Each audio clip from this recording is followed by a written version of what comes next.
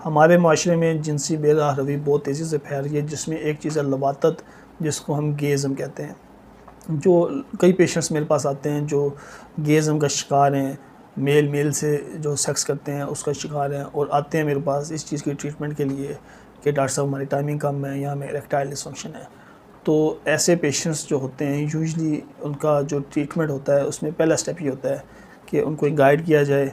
कि जो आप इस एबनॉर्मल रिलेशनशिप में इन्वॉल्व हैं, तो ये एक एबनॉर्मल चीज़ है,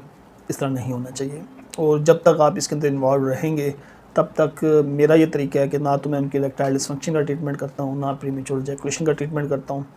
क्योंकि जो ये फील्ड है सेक्सुअलॉजी, जिस तरह बाकी मेडिकल की फील्ड है इसमें भी इस तरह ये भी एक फ़ील्ड है। तो अगर ऐसे लोग जो एबनॉर्मल सेक्सुअल बिहेवियर्स के अंदर इन्वॉल्व हैं, गैंगस्टर्स हैं, रेपिस्ट हैं और सेक्सुअल ऑफेंडर्स हैं, नॉन सेक्सुअल ऑफेंडर्स हैं, मिसाल के तौर पे अगर एक लड़का मेरे पास ट्रीटमेंट के लिए आ जाता है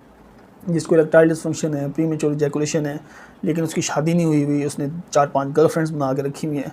तो ऐसे पेशेंट का इरेक्टाइल डिसफंक्शन का ट्रीटमेंट करना या प्रीमेच्योर इजैकुलेशन का ट्रीटमेंट करना मेरे लिए एथिकली गलत है। ऐसे पेशेंट्स को मैं ट्रीटमेंट नहीं करता जब तक कि वो एक नॉर्मल सेक्सुअल बिहेवियर के अंदर अपने आप को बाउंड नहीं करते।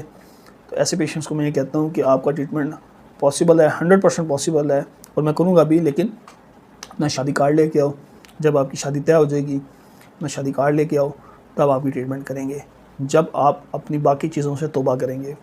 क्योंकि ऐसे लोगों की ट्रीटमेंट करना सोसाइटी में बिगाड़ पैदा करने वाली बात है। कई डॉक्टर्स इनकी ट्रीटमेंट कर देते हैं, लेकिन मेरा ये प्रिंसिपल है कि मैं इस चीज़ की ट्रीटमेंट नहीं करता।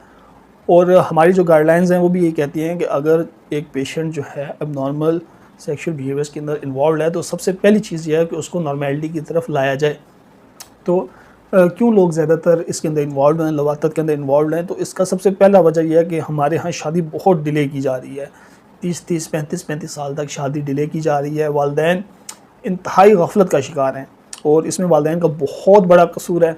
और अगर आप कहें कि वालिदैन का कसूर कितना परसेंट है इस सारी चीज़ों में, तो मैं कहूँगा 60 to 70% कसूर ही वालिदैन का है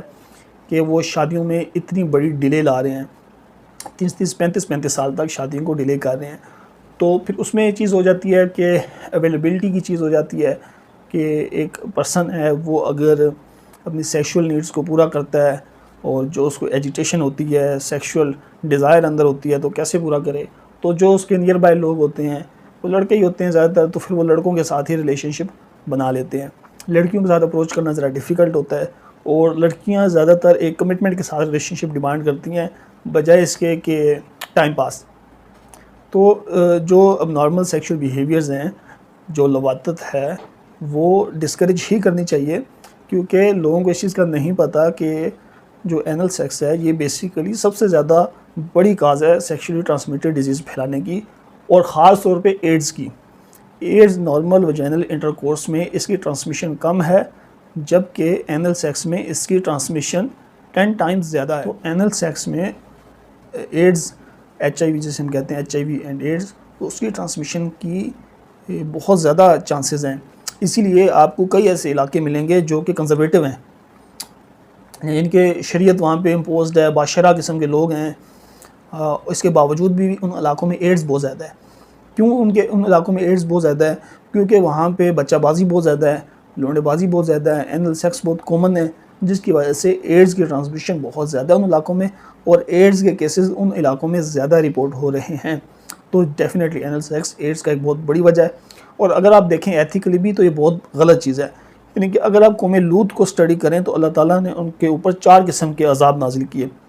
जबकि बाकी कौमों को अगर आप स्टडी करें तो उनके ऊपर एक ही किस्म के अजाब से अल्लाह ने पूरी कौम तबाह कर दी। तो जब सेक्सोलॉजी की हम ट्रीटमेंट करते हैं, ऐसे सेक्सुअल ऑफेंडर्स जो कि शादी के अलावा अपना ट्रीटमेंट कराना चाहते हैं और एक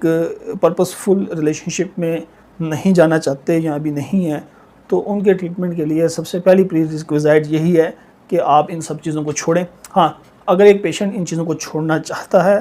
तो उसकी मैं डेफिनेटली हाँ, ये क्वेश्चन है कि अगर एक पेशेंट है वो इस चीज़ के अंदर इन्वॉल्व है और वो ठीक होना चाहता है, वो एक नॉर्मल बिहेवियर अपनाना चाहता है, उसकी अपनी एक विल है कि मैं एक नॉर्मल बिहेवियर अपनाऊं, लेकिन मैं नहीं अपना पा रहा, तो डेफिनेटली इस चीज़ के लिए मेडिसिन भी है, इस चीज़ का ट्रीटमेंट भी है और बड़ा अच्छा और एडवांस ट्रीटमेंट है। बहुत से लोग इन चीज़ों से बाहर आए हैं, पोर्नोग्राफी छुड़वाने के लिए मेडिसिन हैं, हैंड प्रैक्टिस छुड़वाने के लिए मेडिसिन मौजूद हैं, और गेज़म लवातत छुड़वाने के लिए मेडिसिन मौजूद हैं, वो डेफिनेट कोर्सेज़ हैं और ट्रीटमेंट ऑप्शंस हैं हमारे पास जिससे हम इन सब चीज़ों को छुड़वा सकते हैं। तो विल पावर जो पेशेंट की होनी चाहिए वो ये नहीं होनी चाहिए कि मैं इस चीज़ में इन्वॉल्व हूँ और मैं इस चीज़ में और इम्प्रूवमेंट लाऊँ, यानी कि एक आपके पास ऑफेंडर आ जाता है और वो कहता है कि मुझे अब ठीक किया जाए ताकि मैं यही ऑफेंस बार बार करता रहूँ, तो ऐसा पॉसिबल नहीं है। पहले आपने उसके ऑफेंसिव बिहेवियर को ख़त्म करना है। तो डेफिनेटली जो अब नॉर्मल सेक्सुअल पैटर्न्स हैं, अगर एक लड़का है उसको लड़कों में ज़्यादा इंटरेस्ट फील होता है तो अपना ट्रीटमेंट करवाए, और अल्हम्दुलिल्लाह 100% सक्सेसफुल ट्रीटमेंट है हमारे पास। और अगर एक लड़का है वो कहता है कि मैं हैंड प्रैक्टिस छोड़ना चाहता हूँ पर मैं से छोड़ी नहीं जाती, तो इसका भी ट्रीटमेंट है। अगर एक लड़का ऐसा है कि जो पोर्नोग्राफी का एडिक्ट है और वो छोड़ना चाहता है और वो कहता है मेरे से छोड़ी नहीं जाती, तो बिल्कुल इस चीज़ का भी हम ट्रीटमेंट करते हैं और अल्हम्दुलिल्लाह 100% ट्रीटमेंट करते हैं। लेकिन अगर एक लड़का है वो उसकी शादी नहीं हुई और वो डिफरेंट गर्लफ्रेंड्स हैं उसकी, और वो मेरे पास आए और कहे कि मेरी टाइमिंग कम हो गई है या मुझे इरेक्टाइल डिसफंक्शन हो गया है, तो उसका उस वक्त तक ट्रीटमेंट नहीं करता मैं जब तक कि वो एक शादी के रिलेशनशिप में जाने का कमिटमेंट ना कर ले।